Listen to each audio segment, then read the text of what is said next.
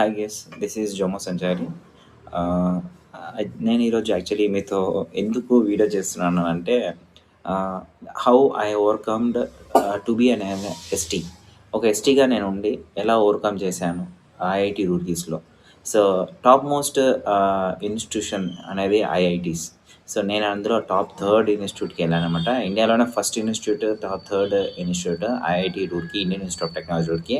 అక్కడ ప్రాజెక్ట్ సైంటిస్ట్గా నేను కేవలం 3 to 4 మంత్స్ మాత్రమే తట్టుకోగలిగాను. నేను దాని మించి ఉండలేకపోయాను. ఎందుకనంటే అక్కడ ఉన్న ఇంటర్నల్ పాలిటిక్స్, ఇంటర్నల్‌గా జరగబోయే సమస్యలు ఇవన్నీ నేను ఎదుర్కోవడానికి చాలా అది అయిపోయిందనమాట. అయితే నేను ఏ డిపార్ట్మెంట్‌లో ఉన్నాను, ఎలాగా నాకు ఎవరు ఇబ్బంది పెట్టారు, ఆ ప్రొఫెసర్స్ నేమ్స్ అయితే నేను ఇక్కడ తీసుకురావట్లేదు. Just I want to tell you, in case మీరు ఎవరైనా గానీ ఇటువంటి ఇన్‌స్టిట్యూషన్స్‌లో ఎప్పుడైనా గానీ జాబ్ చేస్తున్నట్లయితే, అది కాంట్రాక్ట్ పొజిషన్ కావచ్చు, పర్మనెంట్ పొజిషన్స్ కావచ్చు, మన హక్కులని మనం ఎలాగా తీర్చిదిద్దుకోవాలి, ఎలాగ సంపాదించుకోవాలి. అయితే నాకొక్కడ ఎదురైన సమస్య ఏంటిదంటే, నాకు వాళ్ళు ఫెలోషిప్ అనేది ఫస్ట్ మంత్ ఒకటే సగం అమౌంట్ ఇచ్చారు. మిగతా రోజులు ఏది కూడా అమౌంట్ ఇవ్వలేదు. అందరూ చేతులు ఎత్తేసారనమాట. మాకాడ ఫండ్ లేదు, ఫండ్ లేదని చెప్పేసి. అలాగే తర్వాత వాళ్ళకి ఒక ఫీలింగ్ అనమాట. వాళ్ళు ఇంటర్నల్‌గా అక్కడున్న ప్రొఫెసర్స్‌తో వాళ్ళకి వీళ్ళకి పడేది కాదు. ఆ ఒక ఉద్దేశ్యంతో నన్ను గూడా వాళ్ళు ఒక ప్రొఫెసర్ కింద వర్క్ చేస్తున్నాను కాబట్టి, నేను వేరే ప్రొఫెసర్‌కి ఫేవర్ ఏమో అనుకోని నాకు కూడా ఇన్ఫర్మేషన్‌ని సరిగ్గా చెప్పేవాళ్ళు కాదనమాట. అయితే నాకు అర్థమైపోయింది అక్కడ ఉంటే నేను సర్వైవ్ అవ్వలేనని. నేనేం చేశానంటే ఫైనల్ అక్కడి నుంచి మరి నేను ఢిల్లీకొచ్చేసి, ఢిల్లీ నుంచి కొద్ది రోజులు ఉన్నాక నా ఫ్రెండ్ దగ్గర, అక్కడి నుంచి మళ్ళీ నేను నా ఆంధ్రాకి వచ్చేసాననమాట. వచ్చేసాక నేను ఇమ్మీడియేట్‌గా అసిస్టెంట్ ప్రొఫెసర్ పొజిషన్‌కి అప్లై చేయాల్సి ఉంది. దానికోసం నేను ఎక్స్‌పీరియన్స్ లెటర్ అడిగాను. అక్కడున్న ప్రొఫెసర్స్ నాకు కావాలనే నాకు అమౌంట్ ఫెలోషిప్ క్రియేట్ అయిన తర్వాత నీకు ఎక్స్‌ట్రా అమౌంట్ వచ్చింది, నువ్వు అమౌంట్ అనేది రీఫండ్ చేయాలి. దాంతో పాటు నీ యొక్క నో డ్యూస్ సర్టిఫికేట్ అనేది సబ్మిట్ చేయాలని చెప్పారు. ఆళ్ళకి తెలుసు నేను నో డ్యూస్ ఏమి సబ్మిట్ చేయాల్సిన అక్కర్లేదని. ఎందుకంటే నాకు హాస్టల్‌లో కూడా నేను ఉండలేదు. నేను ఉన్న రోజులు కూడా ఒక వేరే అబ్బాయితో నేను బయట ఉన్నాననమాట, ఒక పీహెచ్‌డీ స్టూడెంట్‌తో. అయితే ఇక్కడ జరిగిన విషయం ఏంటిదంటే, నేను ఒక నేను మెయిల్ పెట్టాను వాళ్ళకి. నాకిలా సో అండ్ సో ఇంటర్వ్యూ ఉంది. మీరు గాని ఐఐటీ నుంచి ఒక సర్టిఫికేట్ గాని ఇచ్చారంటే, నాకు ఖచ్చితంగా ఆ ఎక్స్‌పీరియన్స్ లెటర్ అనేది ఫ్యూచర్‌లో చాలా హెల్ప్‌ఫుల్ అవుతుందండి. మీరు నాకు అది ప్రొవైడ్ చేయండి అని చెప్పి నేను అడిగాను. అయితే వాళ్ళు నాకు సమాధానమే ఇవ్వలేదు. అలాగే దాదాపుగా 1 ½ మంత్ అయిపోయిందనమాట. తర్వాత నేను ఆలోచిస్తున్నాను. అయితే ఇంత టెక్నాలజీ, పీహెచ్‌డీ చదివాము, ఎంఎస్సీ చేశాము, ఒక సైంటిస్ట్‌గా కూడా వర్క్ చేశాము. ఎందుకంటే ఎస్టీగా ఒక వ్యక్తి వెళ్లి అలాగా మంచి పొజిషన్‌లో చేయడం అనేది చాలా గొప్ప విషయం అనమాట. ఎందుకంటే ఇప్పట్లో అంత సిట్యుయేషన్ అనేది చాలా తక్కువ అనమాట, అలాంటి ఛాన్సెస్ వరకెళ్ళడం గూడా.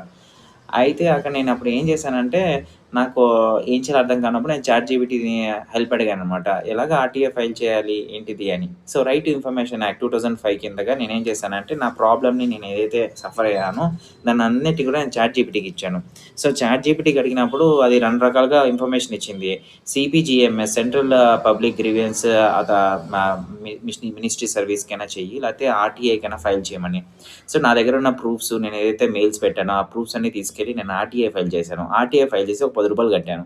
ఇది కట్టడం ద్వారా డైరెక్ట్‌గా ఐఐటీ రూర్కీ హెడ్ ఆఫీస్‌కి ఈ మెయిల్ అనేది వాళ్ళు ఫార్వర్డ్ చేశారు. వాళ్ళు వెంటనే నాకు ఎక్స్‌ప్లనేషన్ అడిగారు. నేను ఆ ఎక్స్‌ప్లనేషన్ కూడా ఇచ్చాను. వెంటనే వాళ్ళు నాకు టర్మినేషన్ లెటర్ కూడా ప్రొవైడ్ చేశారనమాట. సో, ఎక్స్‌పీరియన్స్ లెటర్ అనేది నేనెళ్లి తెచ్చుకోలేదు. నాకే మళ్ళీ నాకున్న హక్కుల్ని నేను యుటిలైజ్ చేసుకొని తెచ్చేసుకున్నాననమాట.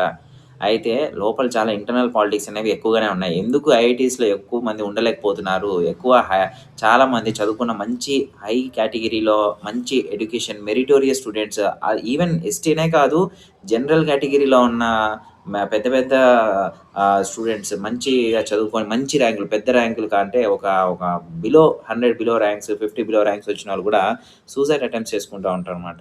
అలాగే ఆళ్ళే చేసుకుంటున్నారంటే ఇంకా లో క్యాస్ట్‌లో ఉన్న వాళ్ళ పరిస్థితి ఏంటిది ఆలోచించండి. నేను ప్రాజెక్ట్ సైంటిస్ట్‌గా వెళ్ళినప్పుడు నాకు పోస్ట్ డాక్ చేయాలనే ఆలోచన ఉండింది.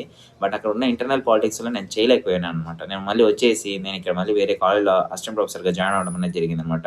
బహుశా చాలామంది ఇలాంటివి ఎదుర్కొంటా ఉంటారు. మీరు ఖచ్చితంగా ఇన్‌కేస్ అలాంటివి ఏమైనా ఎదుర్కొన్నప్పుడు ఎస్సీలు గాని, ఎస్టీలు గాని, బీసీలు గాని, మీరు ఆ రైట్ టు ఇన్ఫర్మేషన్ యాక్ట్‌ని యుటిలైజ్ చేసుకోండి. యుటిలైజ్ చేసుకున్నప్పుడు మీకు ఖచ్చితంగా మీకు కావాల్సిన ఇన్ఫర్మేషన్ అనేది మీ దగ్గర ప్రొవైడ్ చేస్తారనమాట. అలాగే స్కాలర్‌షిప్ విషయంలో గూడా నాకు చాలా ప్రొవైడ్ చేశారు. నేను దాదాపుగా 100 కాల్లు చేసుంటాను స్కాలర్‌షిప్ కోసం. నా స్కాలర్‌షిప్ అమౌంట్ రాకపోతే. అప్పుడు ఆర్‌టీఐకి ఫైల్ చేశాను. ఇలా కాల్ చేసినా రెస్పాండ్ అవ్వట్లేదు. ఏంటిది పరిస్థితి అని అంటే, డైరెక్ట్‌గా వాళ్ళే నాకు కాల్ చేసి మీ ప్రాబ్లమ్ ఏంటిది అని సాల్వ్ చేస్తామన్నారు. అవి ఇప్పటికి ఇంకా సాల్వ్ అవ్వలేదు. మళ్ళీ సెకండ్ అప్పీల్ వేయడం కూడా జరిగిందనమాట. అయితే నేను నా నా బెస్ట్ సజెషన్ ఏమంటే మీరు ఎంత హైయర్ ఎడ్యుకేషన్ చేసినా గానీ, మీకు ఖచ్చితంగా ఎక్కడో ఒక చోట అణగదొక్కడానికి ట్రై చేస్తుంటారు. అయితే మనకున్న నాలెడ్జ్ మన బుర్రను ఉపయోగించుకొని మన హక్కుల్ని మనం సాధించుకోవాలి. నేనైతే నిజంగా నా హక్కుల్ని నేను సాధించుకోవడానికి కోసం నేను చాలా ప్రయత్నించినాను. నా కోసం నేను చాలా ట్రై చేస్తున్నాను. నేను ఈ వీడియో ఎందుకు చేస్తున్నానంటే చాలామందికి ఎంతోమంది ఇలా విసిగిపోయి కోల్పోయి ఉంటారనమాట. ఏం చేయాలో అర్థం కాక మనం అలాంటి పెద్ద పెద్ద ఇన్‌స్టిట్యూట్‌తో గొడవ పడలేం కదా అని అనుకుంటా ఉంటారు. అలా గొడవ పడాల్సినంత అవసరం లేదు. మీరు మీ యొక్క హక్కుల్ని సాధించుకోవచ్చు. ఎప్పుడనంటే కేవలము మీరు రైట్ టు ఇన్ఫర్మేషన్ యాక్ట్‌ని సాధించినప్పుడు మాత్రమే. సో, రైట్ టు ఇన్ఫర్మేషన్ యాక్ట్‌ని సాధించండి. మీకు ఖచ్చితంగా క్లియర్ చేయగలుగుతారు. Okay. So, I want to tell you one more thing. In case మన ఛానెల్‌ని మీరు కొత్తగా చూస్తున్నట్టే సబ్స్క్రైబ్ చేయండి. నాకు మోటివేషన్‌గా ఉంటుంది. అలాగే కొత్త వాళ్ళు చూస్తున్నట్లయితే సబ్స్క్రైబ్ చేయండి. అలాగే ఆల్రెడీ సబ్స్క్రైబ్ చేసినట్లయితే ఇగ్నోర్ చేయండి. కామెంట్ చేయండి కావాలంటే. I feel very happy for that. మరిన్ని వీడియోస్ చేయడానికి నాకు ఎంకరేజ్‌మెంట్‌గా ఉంటుంది. Thank you.